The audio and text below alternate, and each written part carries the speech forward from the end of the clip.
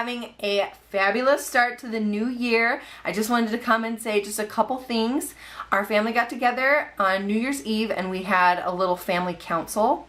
And we had, means we had like an opening prayer, and then we had a subject that we wanted to talk about. Usually it's like for problem solving or just to get everybody's input on something. So we had a council about New Year's resolutions and what we could do to make our family better. And so we came up with a couple different ways that we can make our family better, being better about reading the scriptures together, and being better about helping each other clean up after one another, and just different stuff like that.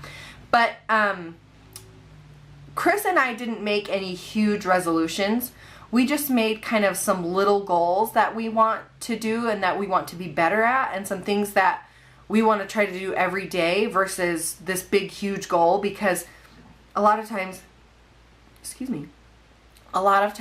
when you have these big huge goals, after a couple days you kind of like, it doesn't really, you kind of give up. Or like after a month you're really strong and really good for like a month, and then it kind of like filters out and you're just kind of like, oh yeah, that was a good resolution, but it didn't really happen.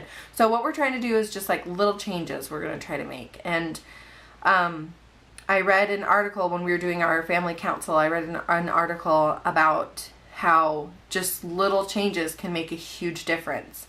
And so I did something that I followed B of M 365 on Instagram. It's basically they line out what you need to read in order to read the Book of Mormon in a year. So every day it has like a picture, and it had like, today was, it was First Nephi 2, or was it 1?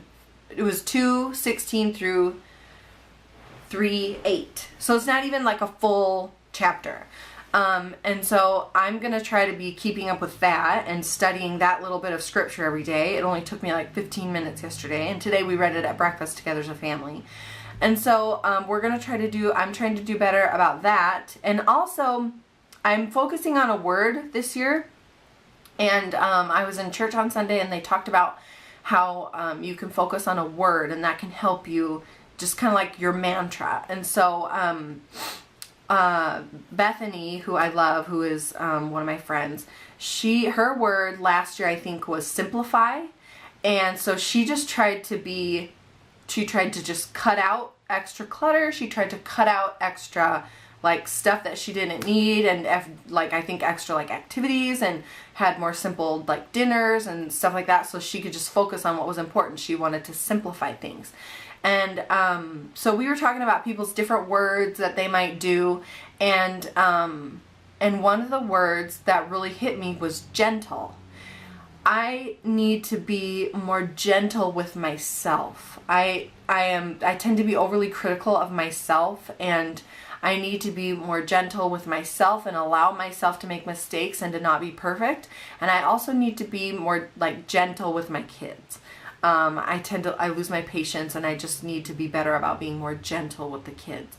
And so that's going to be like my mantra. And so that's not like a huge resolution, right? That's just like one word that I'm trying to think of more often and trying to pray about, to help me to be more gentle and just to think about what that means. It's just a single word that you can just post on your fridge. That's way easier than like a huge goal, but it'll make a huge difference if I'm diligent about it, and if I pray about it and try my best, it'll make a difference in our home. So just try to think about just little things that you can do that'll help you all year long, instead of just these big huge goals, because small diligent steps will take you further than these big huge goals that you don't really follow up on. And hey, props to you if you do follow up on those big goals, because that's a small percentage of New Year's resolutioners, or however you want to say that, I don't know. But I'm excited for this new year. There's changes going on in our family that I'm really excited about, and things that are coming up, and we're going to try to really rock and roll this year. We're going to try to just be more productive and try to be just better about everything. And so far it's going well, and I'm excited. So far. Day 3. Oh, day 3 today. Everett is 18 months old. It's January 3rd. He is 18 months old today. And we're so grateful for him and all the sweet changes he's making. He's talking a lot. He's learning a lot more words. He's also biting a lot. I don't know how to handle that. If you have any suggestions on how to handle a biter, especially when they're only 18 months old, that's hard because they don't really understand, you know, discipline like the other kids do, you know? So, I don't know. All right.